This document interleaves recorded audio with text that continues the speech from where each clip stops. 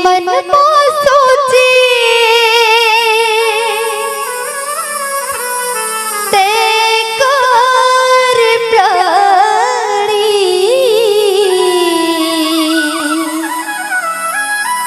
औने सुने राम कहानी।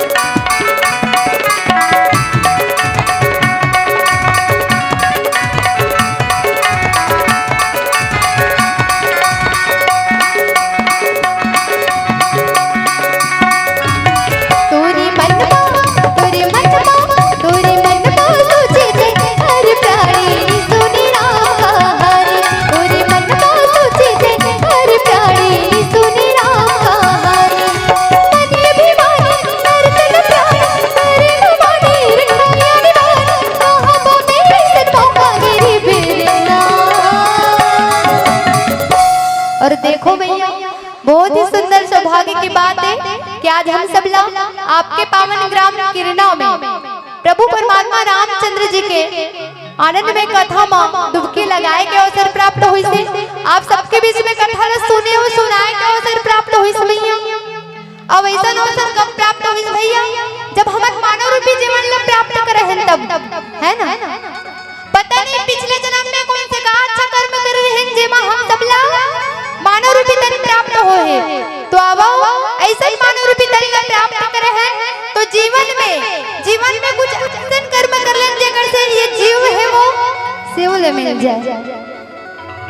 तो अब सबसे निवेदन है कि प्रभु परमात्मा रामचंद्र जी के दरबार में बैठे तो सबके एक ठेका रही थे। प्रभु परमात्मा के दरबार में बैठे तो हाजिरी लगाया लेना पड़ी ना भाई। तो कौन कौन हाजिरी लगाना चाहते पर हाथ ऊपर करके बताइए बस। और पाछू वाले भैया में अब इतिक भैया में अतके जन भर के ठेका है। अब एक किरना गांव में अतके जन भर जनसंख्या है।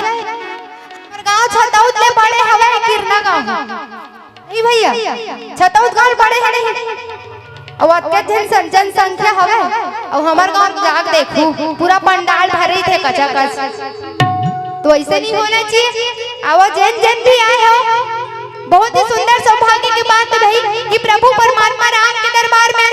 तो ऐसे कले चुप नहीं बैठना है मुझे सब हाजिरी लगाना है। और कैसे हाजिरी लगाना है बिल्कुल दोनों हाथ ऊपर करके सबसे निवेदन है। चलो सावन के महीना चलत भोले बाबा की कसम है जे हाथ में उठाई थे इति बैठे भैया मन से निवेदन है। भैया मन बड़ मानते भोलेनाथ से निवेदन है। एक बार जोरदार जयकारा होना चाहिए भाई। बोलिए राजा रामचंद्र की। क्या बात है भाई, बिल्कुल इसमें जयकारा होना चाहिए। बोलिए भोलेनाथ की जय जय श्री राम। हाँ ऐसे जयकारा होना चाहिए। भगवान लगे दिखना चाहिए भैया कि मोर सब भक्त मन बुलावत करके। तो हाथ ला नीचे नहीं करना, हाथ ऊपर करना है कहने का। बिल्कुल मीठा मीठा ताली की सेवा देते हुए एक बार जोरदार जयकारा हो जाए। बोलिए राजा रामचंद्र की। तोरे मन में सोचे थे हर प्राणी सुने